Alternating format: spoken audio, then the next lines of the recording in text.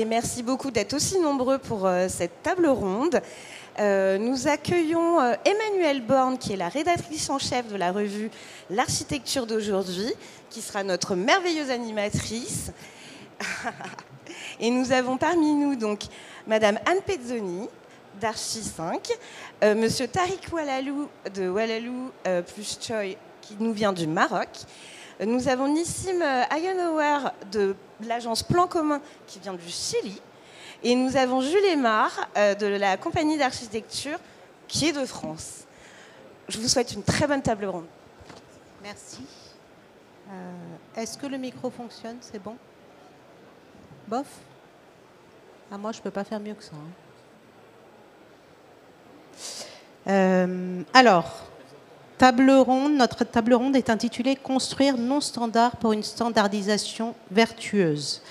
La crise écologique, je me permets une petite introduction, la crise écologique et économique actuelle fait bouger les lignes du monde du bâtiment, de la promotion immobilière, mais aussi de l'architecture, aujourd'hui plus que jamais. Il n'est simplement plus possible de continuer à construire comme auparavant. La réalité nous l'assène.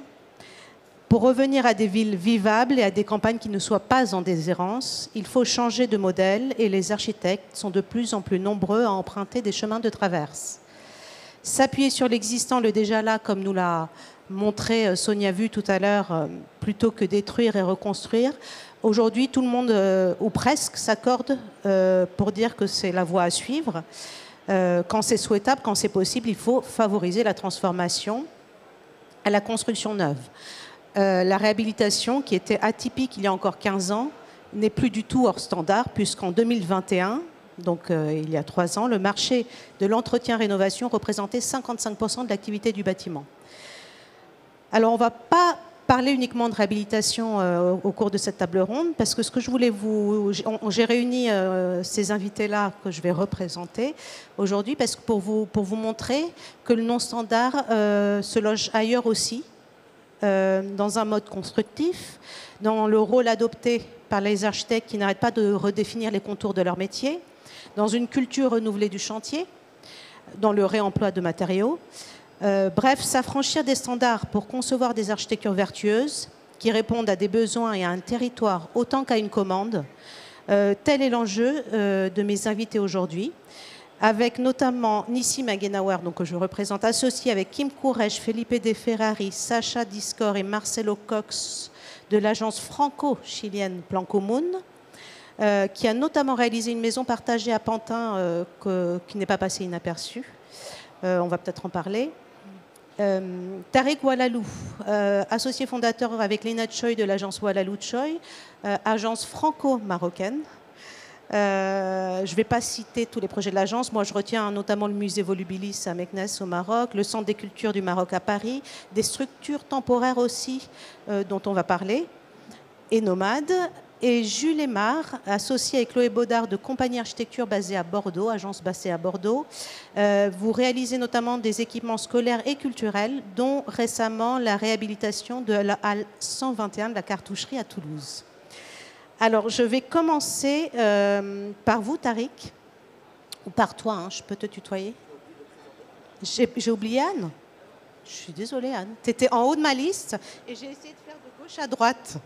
Et Anne Pezzoni, associée avec Jacques Sebag, Laurent Baudrier et Bernard Guillien de l'agence Archi 5, qui s'illustre dans de nombreux programmes, notamment des écoles, et qui a réalisé, avec Encore Heureux, les logements rue Petit que Sonia Vu a présenté tout à l'heure. Je ne t'avais pas du tout oublié. Alors, Tariq, je commence par toi.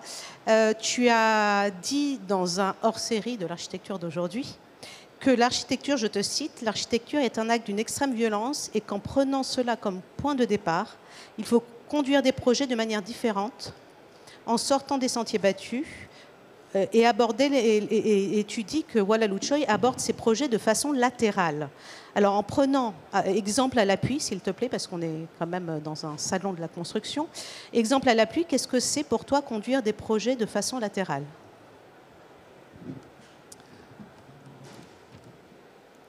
Ça part du principe que ce que l'on doit n'est pas uniquement le service que l'on doit à notre maître d'ouvrage. la relation contractuelle qu'on peut avoir avec un maître d'ouvrage qui nous donne un programme, un site, un budget, est une toute petite partie de ce que l'on fait et que le reste se met en résistance contre ça. D'une certaine façon, même si ce que l'on doit à la prérogative publique, ce que l'on doit pour témoigner de la vie dans les bâtiments que l'on fait, n'est pas codifié contractuellement, il se met automatiquement en contradiction, en résistance, en tension avec nos obligations. Et donc pour sortir de ce paradigme très compliqué, il faut qu'on invente des stratagèmes où on détourne souvent les questions qui nous sont posées, les périmètres qui sont les nôtres. On doit souvent commencer le projet beaucoup plus tôt. Ça veut dire considérer que les questions de programme ne sont pas importantes, ou en tout cas elles sont secondaires. Considérer que les questions de budget ne sont pas limitatives, que quand on a besoin d'argent, on arrive à le trouver. Que considérer que même le site n'est pas toujours celui du projet, qu'il faut parfois le trouver ailleurs. Donc de partir d'un point de départ qui n'est pas celui qui nous est donné. Tu demandes des exemples précis. Nous, on est une agence où une grande partie de notre activité est auto-saisie, c'est-à-dire qu'on décide nous-mêmes de ce qu'il faut faire et que l'on construit en grande partie les dispositifs de projet autour de ce qu'on pense qu'il faut faire. Et donc ça veut dire des temps d'incubation parfois très longs. Tu parlais du projet de Volubilis. C'est un des premiers projets de l'agence. On a mis presque 10 ans à le fabriquer. Personne ne nous a demandé de le faire. Il n'y avait pas de site, pas de budget, pas de maître d'ouvrage, pas de programme. Et pour nous, c'est des points de départ qui nous plaisent bien. Donc, de façon latérale, ça veut dire considérer que ce qu'on nous demande n'est pas nécessairement ce que l'on doit faire. Alors évidemment, c'est très compliqué quand on biberonne la loi MOP en France, où le périmètre de la maîtrise d'œuvre est extrêmement réduit. Je dirais que le gros effort qui est le nôtre, c'est de l'étirer au maximum, avant et après.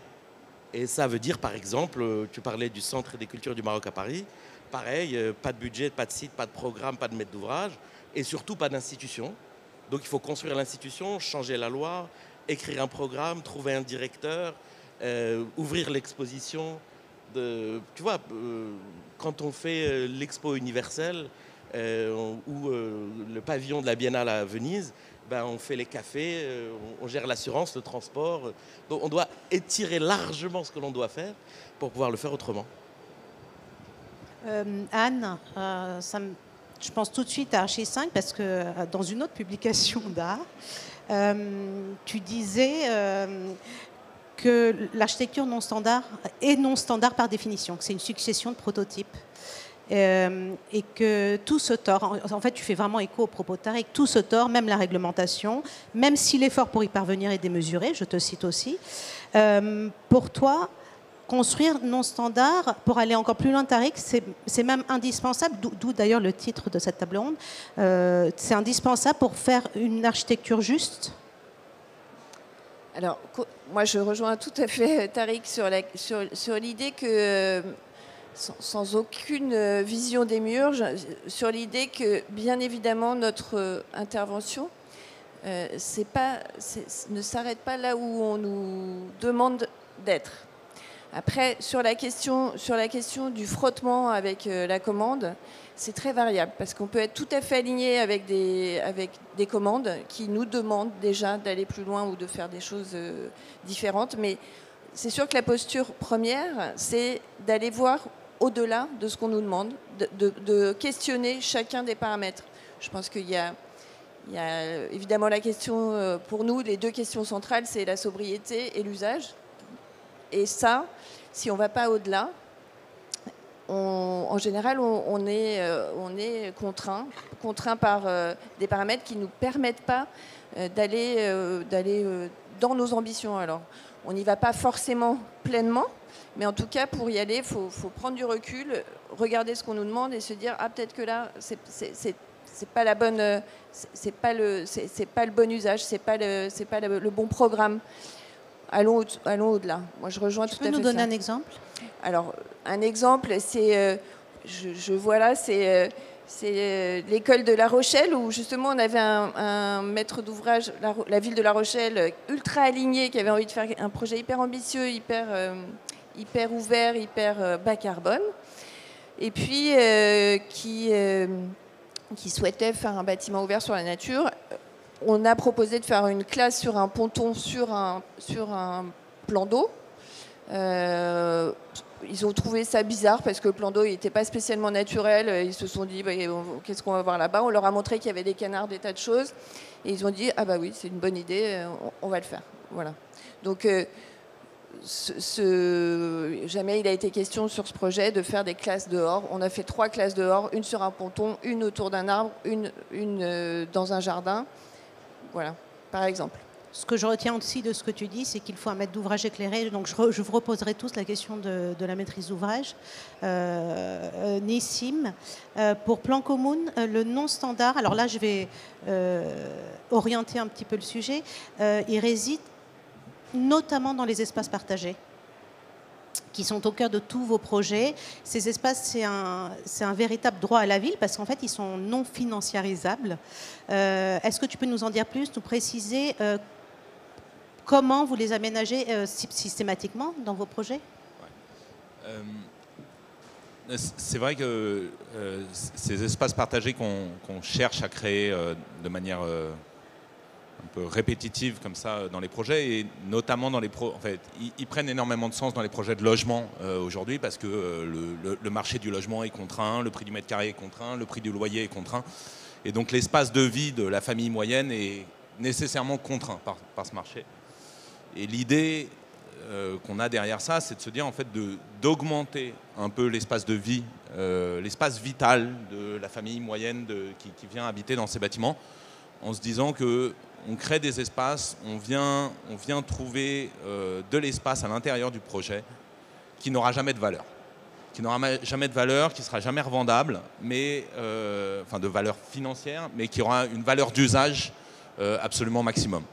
Voilà. Alors, on peut le voir sur cette image là sous la serre, où c'est une toute petite opération de 6 logements, et donc une grande buanderie comme ça sur 6 logements, un peu en autogestion, ça fonctionne bien quand on est sur 6 logements. Les petites axonométries et cette image sous la verrière, on est sur 183 logements, c'est un chantier qui est en cours. C'est plus du tout la même chose. On ne partage pas du tout la même chose sur 6 logements que sur 183 logements. Donc, la question étant de se redire un peu à chaque fois où est-ce que je retrouve une échelle de voisinage et qu'est-ce que j'arrive à partager, comment, à combien, et comment je le gère, et sans aucune illusion de la nécessité d'un engagement dans la gestion et dans la nécessité d'amener les gens à accepter que ces espaces nécessitent un effort aussi un peu de chacun.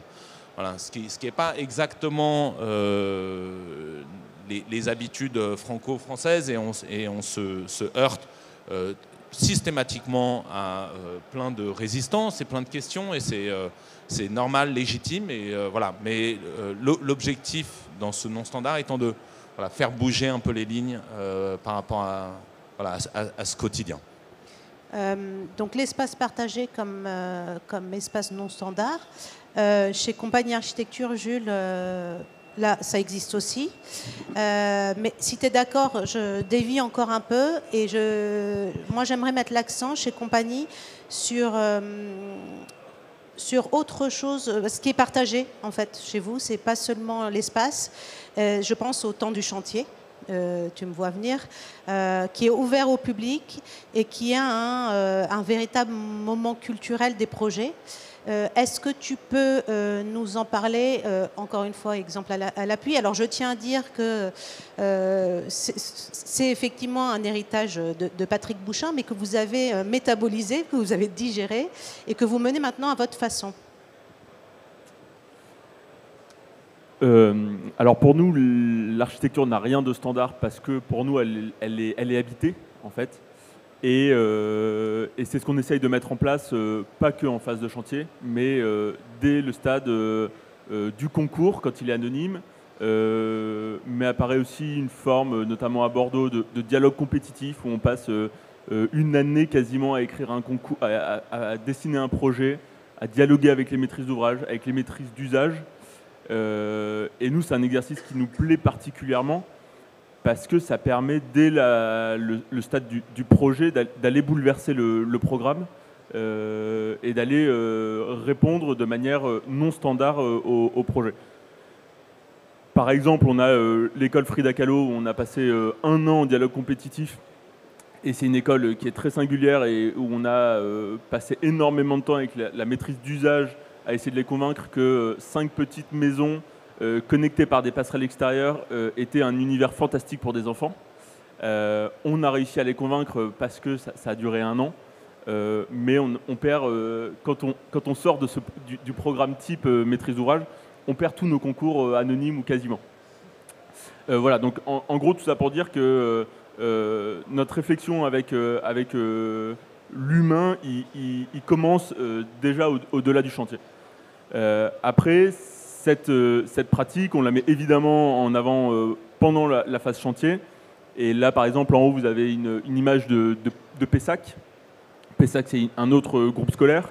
Et la particularité de ce groupe scolaire, c'est que c'est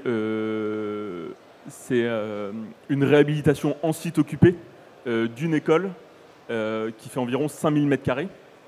Et donc l'enjeu c'était de comment conserver les enfants, les enseignants évidemment, dans l'envie d'être dans ce projet malgré les nuisances du chantier évidemment, malgré tout ça. Donc là vous voyez il y a une très grande maquette sur chantier qui est installée dans un bâtiment qu'on construit au préalable, qui est un bâtiment qui sera pérenne. Donc voilà, on conçoit aussi nos projets comme ça. Donc ce sera la future bibliothèque transformée à la fin. Et pour l'instant, c'est la maison du projet. Et dans cette maison du projet, voilà, on y fait des ateliers, des visites de projet, on explique ce que c'est que l'architecture. On montre aux enfants comment leurs extensions en paille sont fabriquées. Et on essaye d'y amener de la culture aussi. Et ça, c'est quelque chose pour nous qui est très important. Voilà, ouvrir le chantier, en faire un acte aussi de fête dans les quartiers et dans les villes.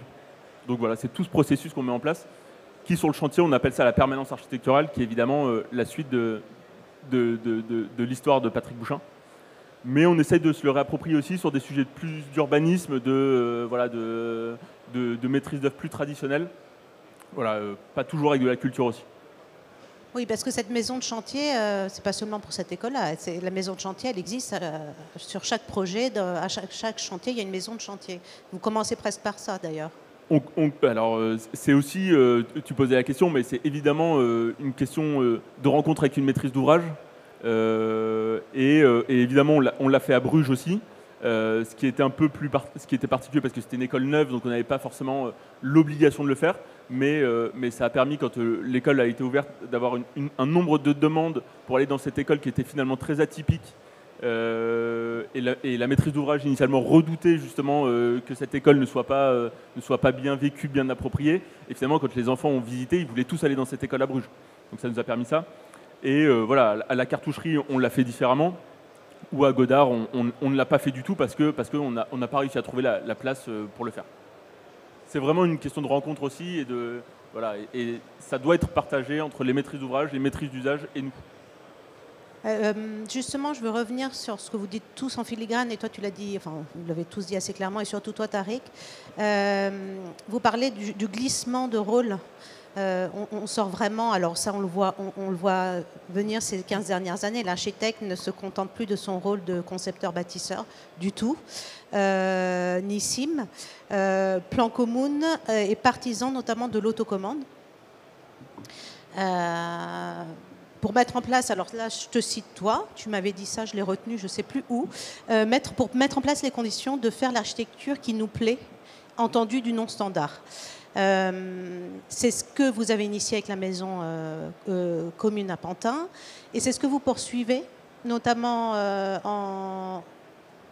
en Uruguay, c'est ça. Est-ce que tu peux me parler de ces deux expériences, parce que quand même elles ne sont pas du tout dans les mêmes contextes. Toi, je sais que tu fais partie des rares archis qui m'ait dit un jour la promotion immobilière, ce métier fabuleux. Donc tu as dédiabolisé ce métier à mes yeux parce que tu as souhaité le faire à un moment donné pour être meilleur architecte. Donc est-ce que tu peux me parler de ce glissement de rôle et de ce nouveau rôle? Ouais, je ne sais pas si c'est pour être meilleur architecte. La question, Bon, nous on a une influence très latino, et j'ai presque envie de parler de mes confrères argentins avec qui on travaille très régulièrement et qui ont vécu la grande crise de 2002 comme un effondrement de la commande en Argentine, et qui se sont mis du coup à construire pour eux-mêmes. Voilà. Nous, on est un peu dans cette filiation on a commencé ce projet de la maison commune à Pantin totalement dans cet esprit-là. Et bon, aujourd'hui, on a une opération en Uruguay, et puis on a 2 autres opérations qui sont en train de se lancer, de démarrer en première couronne parisienne. Nous, on a très clairement la vocation de monter une entreprise de maîtrise d'ouvrage, de manière à construire autrement et à montrer qu'on peut construire autrement, et on peut rentrer dans des modèles économiques, et on peut tordre le cou des modèles économiques classiques du logement pour offrir mieux et au même prix. Voilà. Y a des prix de marché, les prix de marché sont ce qu'ils sont. Il y a un prix de la construction, le prix de la construction est ce qu'il est. Voilà. Maintenant, il faut à l'intérieur de tout ça trouver plus d'espace de vie, plus de qualité pour les habitants. Moi, j'ai clairement un tropisme pour la promotion immobilière, dans le sens où, pour moi, la promotion immobilière, c'est Louis XIII qui deal avec les promoteurs immobiliers la refonte de toutes les berges de Seine, et qui dit oui, vous aménagez l'île de la Cité, mais vous me refaites toutes les berges de Seine. Et en fait, on est là pour fabriquer la ville, en fait. On est là tous ensemble pour fabriquer la ville, et le travail du promoteur immobilier, c'est de fabriquer la ville. Et dans ce cas-là, il faut connaître la ville, il faut comprendre comment elle fonctionne. Voilà, donc c'est dans ce sens-là où je dis, pour moi, c'est un des plus beaux métiers du monde, parce que voilà, c'est la commande, c'est imaginer la commande, c'est aller plus loin. Maintenant, les architectes, tant mieux, s'en emparent, mais voilà, ça fait partie de cette idée de fabrication, quoi. Et l'autopromotion, en plus de ce que tu dis, permet de financer du non-standard. Dégage, en tout cas. Est-ce que tu peux donner des exemples avec la maison commune d'éléments non standards? Il y a un exemple qui est très simple sur la maison commune. La maison commune, elle est financée. Moi, je l'ai financée à 20% personnellement, mais il se trouve que 60% des financements viennent de gens qui n'y habitent pas. J'y habite dans cette maison. Et en fait, c'est vraiment c'est de l'épargne, en fait. C'est les gens qui disent, voilà, je voudrais épargner. Une épargne standard ramène entre 5 et 6% par an à son épargnant pour sa retraite. Et bien en fait, nous on s'est fixé ça comme objectif de rentabilité, en disant il faut qu'on soit dans une logique de marché, il faut qu'on arrive à trouver des rentabilités qui sont acceptables sur le marché, et faire ça. Et bien dans la maison commune, on avait le droit de construire en R+3. Le +3 de ce R est devenu une pièce commune. C'est-à-dire que plutôt que de construire un autre appartement, on a construit cette serre qui rentrait dans le PLU, qui aurait été de la constructibilité sur laquelle on a mis une croix. Et malgré tout, ce projet donne totalement sa rentabilité. Voilà. Aujourd'hui, on travaille dans cette logique-là. Et là où on a des promoteurs qui sont en train de chercher des rentabilités entre l'espace construit et l'espace habité autour de 94%, nous, on lance toutes nos faisabilités sur des terrains à 75%. Voilà. En se disant, il faut que ça dégage de l'espace de vie, sinon on n'y va pas. Anne, ça fait écho, parce qu'Archis 5 a été une des premières agences à faire de l'autocommande, finalement, je pense au projet de Montreuil. Tu peux nous le raconter un petit peu? Alors, encore une fois, moi je partage, c'est fou comme on partage, mais là je partage complètement, et c'est une idée qui a fait son chemin chez moi depuis longtemps. On a fait, nous, notre autopromotion à Montreuil.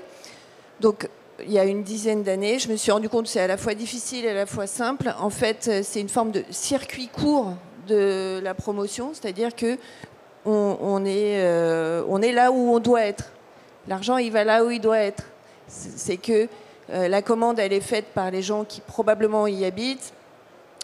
Et on sait qu'on peut aussi dépasser des standards que nous impose une espèce de je sais pas, d'idée du goût commun. Je peux revenir là-dessus avec le projet qu'on a fait avec Encore Heureux, où on avait fait un projet qui répondait à la question des hauteurs, où on avait imaginé des duplex avec des petites hauteurs pour les pièces servantes, des grandes hauteurs pour les séjours, et le promoteur est arrivé et a dit « Ah non, les duplex, ça ne va pas le faire ». Donc on n'a pas fait de duplex, on a recassé des dalles, etc. Je pense que les duplex, ça aurait marché 2 fois mieux, mais un prérequis mental un peu étonnant leur a fait croire que les duplex ne marcheraient pas. Bon. Donc ça, dans la commande, l'autocommande, on va dire, c'est pas le genre d'obstacle auquel on est confronté. Et il y a aussi un gros sujet sur cette question-là, c'est la question de l'échelle. C'est-à-dire que c'est une échelle qui est complètement délaissée des petits collectifs qu'un promoteur ne peut pas saisir parce que c'est pas rentable pour lui. Et pourtant, c'est la bonne échelle de construction et de travail de la ville pour nous. C'est-à-dire que travailler avec des petits espaces, des dents creuses, des bâtiments existants, des petites extensions, etc., c'est ça la bonne échelle. Si nous, architectes, on ne s'en saisit pas et on n'est pas acteur de ça, qui le fera ? Qui le fera ? Aucun métier sait faire ça. Et des particuliers ensemble n'ont pas les compétences, c'est quand même assez compliqué. Donc moi, je crois que les architectes doivent s'en mêler très fortement. Après, c'est chronophage, c'est un vrai métier. Donc voilà. Tariq, sur cette énergie mise au service du rôle en amont, tu en as parlé au tout début, mais oui, vous créez chez Wallalutcho, et vous créez la commande, et vous l'avez fait notamment avec le projet de Casa, des abattoirs de Casa. Tu peux, alors c'est peut-être pas le meilleur exemple, ou peut-être que ça l'est. Raconte-nous ça à travers un exemple, s'il te plaît. La création de la commande. Si tu m'autorises juste une petite segue avant. D'abord, je suis ravi d'être ici parce que ce que j'entends me fascine et tellement exotique pour moi. Et au fond, je m'interroge en vous écoutant sur cette question de l'établissement des règles. C'est-à-dire que j'ai l'impression que vous vous battez tous, on se bat tous, pour sortir des règles établies sans se poser la question de qui nous les impose. La structure réglementaire, les promoteurs qui définissent les usages, l'industrie du bâtiment qui définit la manière dont tu construis. Et au fond, je pense que pour nous, en tout cas, c'est une question de théâtre, c'est-à-dire de lieu où ça peut se passer. On ne peut pas le faire partout. Il faut que ce soit possible, il faut que ce soit désirable, que la société ait envie de quelque chose de neuf. Et il faut que la culture du risque et la manière dont elle est établie et de la responsabilité ne soient pas la même. On est en France, dans un endroit où on a un principe de précaution dans la Constitution, ce qui fait que la question même du standard est presque... Tu vois, tout ce qu'on a dit est à la marge. Et on le fait à Batimat qui établit tous les standards de tout. Donc, au fond, où on fait un pas de côté complètement radical, ou alors c'est un peu une bataille d'arrière-garde. Parce que c'est confidentiel. Il faut que la marge se généralise. Oui, mais justement, est-ce que tu peux standardiser le non-standard ? Au bout d'un moment, c'est une espèce de tautologie absurde.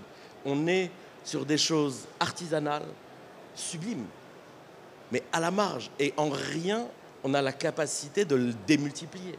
Comment tu industrialises le travail qu'il fait, la position que tu as, que je trouve extraordinaire.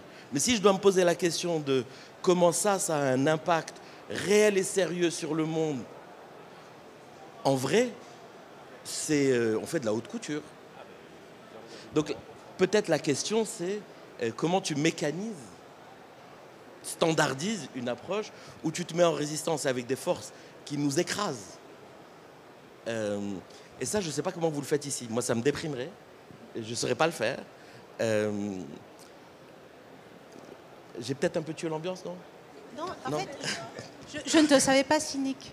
Mais non, parce que justement, je voulais aussi vous parler de réemploi pour revenir aussi dans un thème du salon, parce qu'on s'éloigne beaucoup de... Mais le réemploi, regarde, Sonia le disait tout à l'heure, il y a encore 15 ans, tout était impossible. Maintenant, même les assurances suivent un peu plus. C'est pas gagné. Mais donc... C'est à dessein que j'ai intitulé cette conf vers une standardisation vertueuse. C'est peut-être que le non-standard, certains des non-standards, on peut espérer que ça soit plus à la marge. Disons-le comme ça.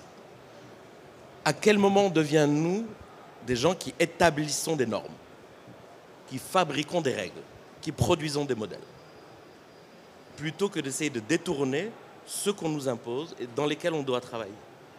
Dès l'instant qu'on n'est pas nous-mêmes producteurs de normes, on reste dans une activité marginale qui de toute façon est sublime, je veux dire, elle est importante. Mais est-ce qu'elle est suffisante? Je ne sais pas. Donc peut-être, moi je me pose la question de comment on peut être producteur de normes, de modèles et de règles. Et dans ce sens-là, je pense que tu ne peux pas le faire partout. Et que si on veut le faire ici, il faut peut-être commencer à regarder comment ça se passe dans des territoires moins normés et comment on peut presque, au fond, inverser notre rapport au monde. Pendant très longtemps, on a voulu projeter notre manière de faire dans le reste du monde.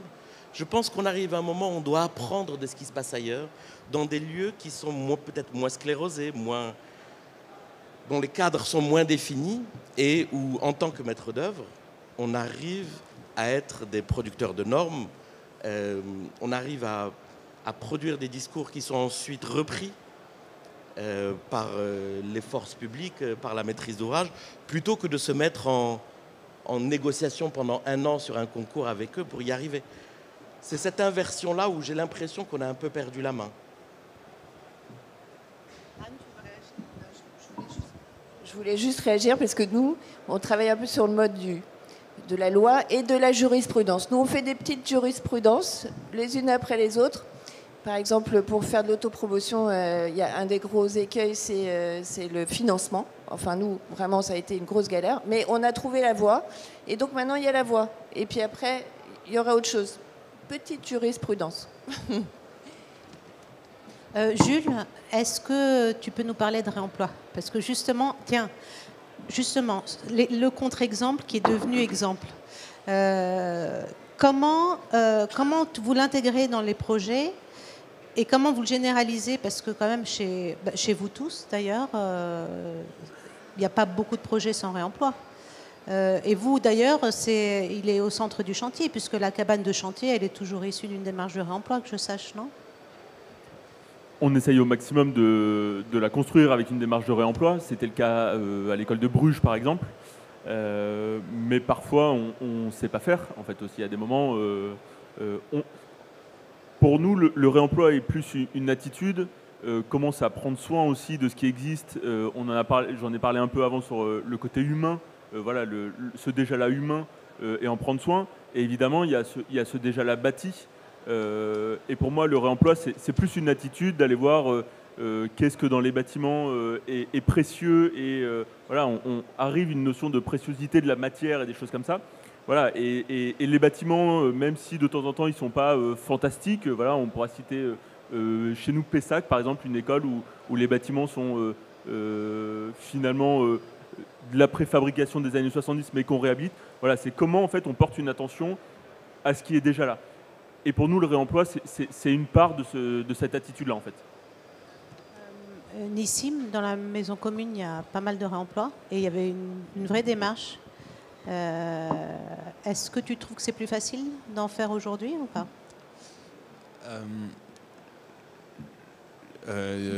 La maison commune, elle est construite intégralement en briques de réemploi qui vient d'une usine bruxelloise.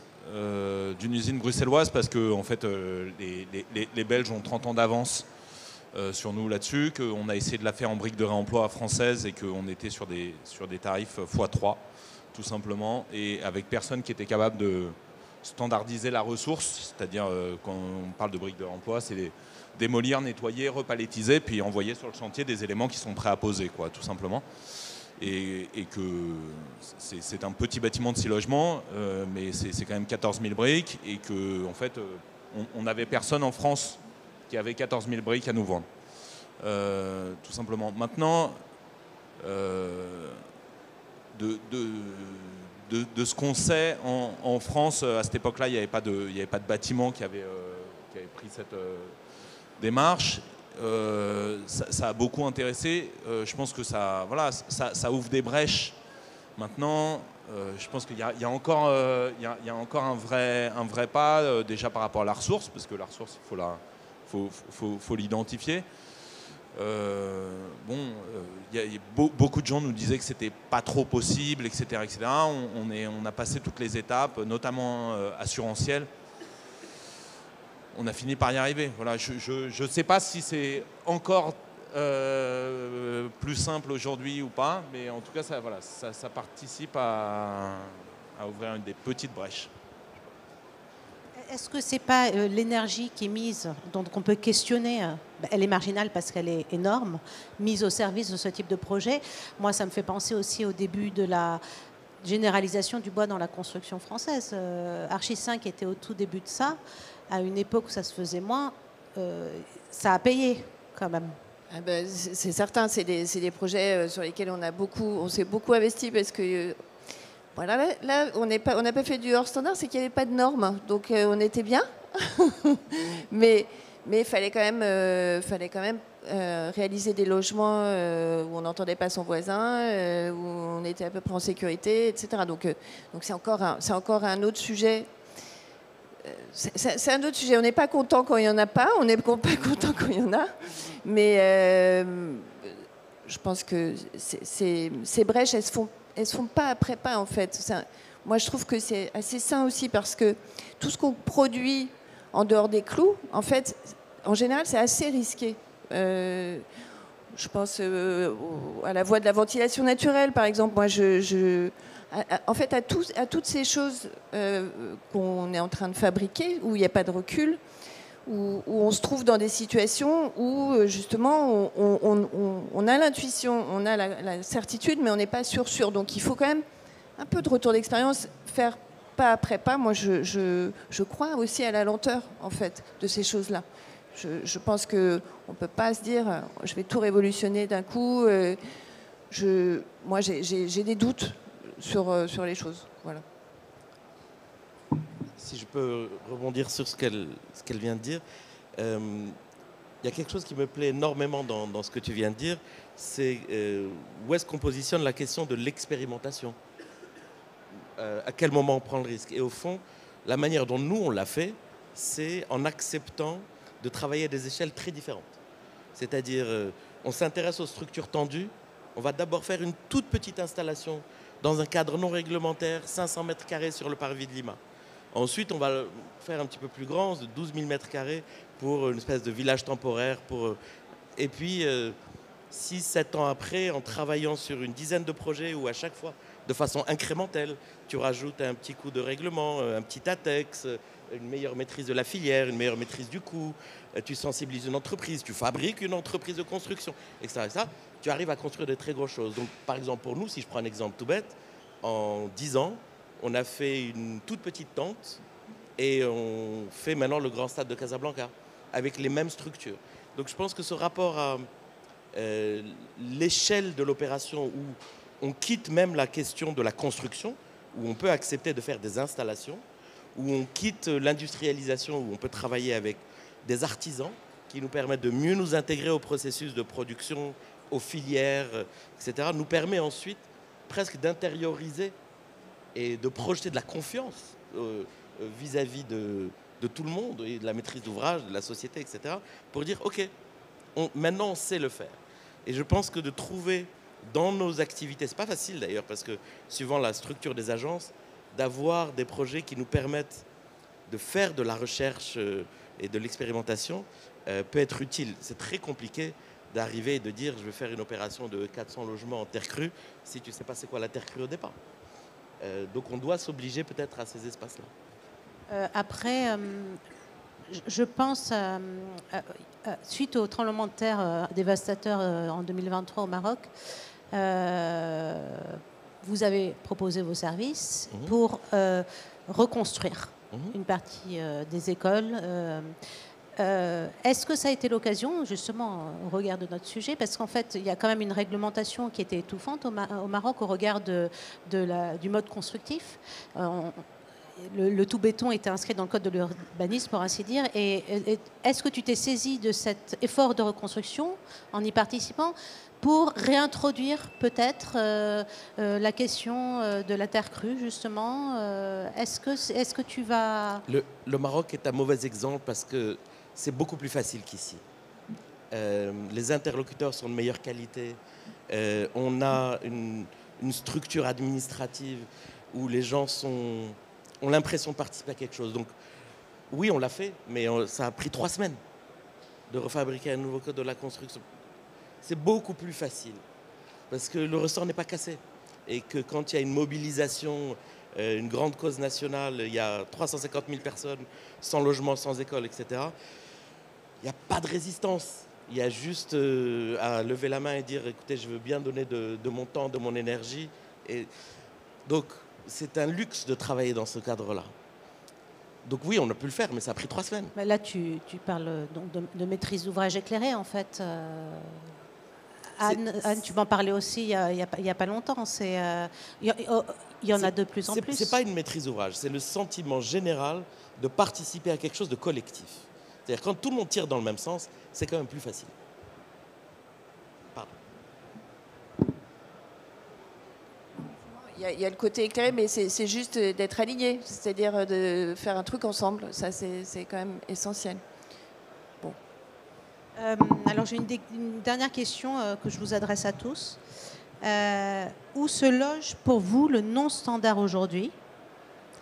Et est-il indispensable d'en passer pour faire l'architecture que vous voulez faire? Jules?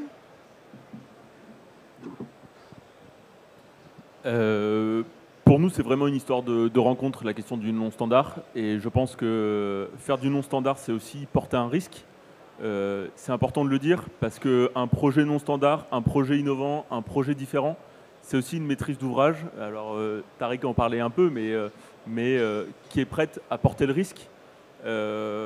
C'est aussi ouvrir la question du droit à l'erreur, de dire en fait un projet, ça peut être ancien, ça peut être, je l'aurais pas fait tout à fait comme ça aujourd'hui, voilà. Et je pense que ça c'est important. Ça va aussi bien sur les questions d'usage que de technicité. Enfin voilà, à Bruges on a fait des puits climatiques où il y en avait finalement eu très peu sur des écoles. On est tout en ventilation naturelle avec des grands puits climatiques. Qui sont un élément architectural du projet distinctif. Un élément architectural. Et la maîtrise d'ouvrage, quand elle nous a désigné lauréat, avait une peur bleue que ça ne fonctionne pas. Un investissement à 10 millions d'euros, si les gens ont froid l'hiver, chaud l'été. Et donc, pour nous, on ne pourra pas faire du standard, on le sait. Mais faire du non-standard passera forcément par une relation singulière avec des utilisateurs, avec une maîtrise d'ouvrage. Et évidemment avec les équipes à l'agence qui se donnent corps et âme aussi pour faire différemment, quoi.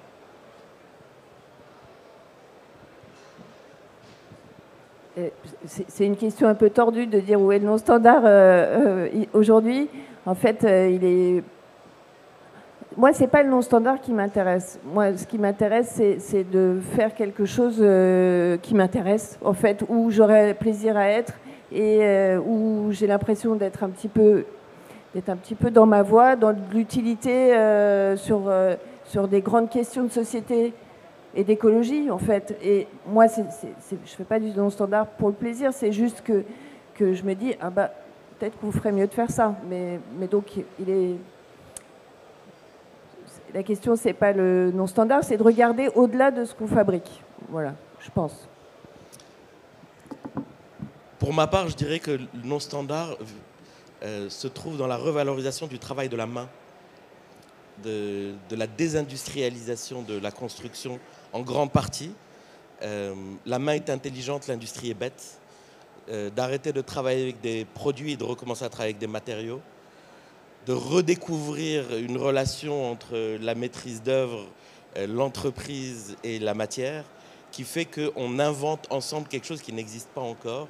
Parfois, on redécouvre des choses qui existent, mais pour nous, le point de départ est peut-être même un peu cynique dans notre manière de travailler, c'est de prescrire des choses qu'on est obligé de fabriquer avec la main. Et cette lenteur-là, elle me paraît absolument nécessaire pour fabriquer moins vite, mieux, des choses désirables qui enrichissent les gens qui les fabriquent et ceux qui y habitent. Nissim ? Ça te paraît évident, en fait.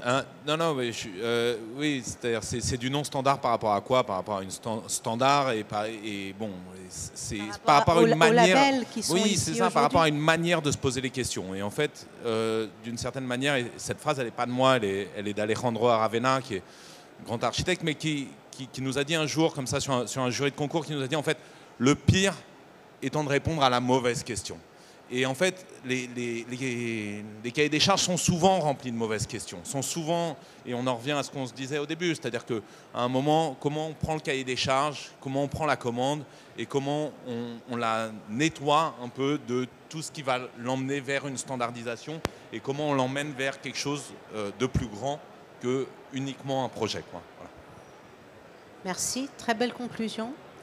Merci d'être venu et d'avoir participé à cette table ronde. Est-ce que vous avez des questions? Alors, on va laisser monsieur poser sa question et malheureusement, on ne va pas avoir le temps encore d'échanger, mais je vous invite à retrouver nos intervenants juste après. Mais allez-y, monsieur, je vous en prie. Merci. Merci pour ces brillants exposés. Moi, j'ai une question en tant que promoteur. En tant que promoteur, on croit savoir ce que les gens veulent plus tard, parce que c'est un bon intérêt pour nous, parce qu'on va y gagner de l'argent. Mais depuis le Covid, depuis tout ce qui s'est passé ces dernières années, l'évolution de la famille, le divorce, les gens qui vivent ensemble, les familles recomposées, promoteur, ce n'est pas son job de redéfinir comment les gens doivent vivre. Mais on n'a personne qui nous aide à dire, sociologiquement, sur les 10 dernières années, ça a complètement évolué et maintenant voilà comment il faut faire et de nous pousser à le faire, donc non standard, et qu'on puisse quand même gagner un peu d'argent, qu'il y ait un peu des deux. Parce qu'aujourd'hui, le pouvoir du promoteur fait que nous, tant que ça marche, on reste dans 2 chambres, salon, cuisine, mais ça ne va pas marcher indéfiniment parce que les gens, ils ont changé de façon de vivre. Et comment on peut évoluer ensemble? Je commence à répondre, c'est qu'il faut savoir que ce n'est pas une science exacte. Donc, on ne vous donnera jamais la bonne réponse parce qu'il y a plein de réponses. C'est ça qui est intéressant. Il y a des contextes, il y a énormément de façons de faire, mais surtout, je pense qu'il faut faire des choses variées. Moi, je n'ai pas envie que le monde il soit fait avec des bâtiments tous en bois, qu'on habite tous des duplex, qu'on habite tous à Paris. Enfin, voilà, je pense que la diversité... Offrir quelque chose de différent, il y a déjà quelque chose, mais il faut discuter avec ces architectes. Il y a aussi des gens dont c'est le métier, des sociologues, qui sont là aussi. Il faut aller les chercher. Ils étudient les grandes évolutions et c'est vrai qu'on ne pense pas à les solliciter parce qu'ils sont dans leur labo, dans des grandes universités, dans des écoles, mais ils sont là, ils étudient tout ça.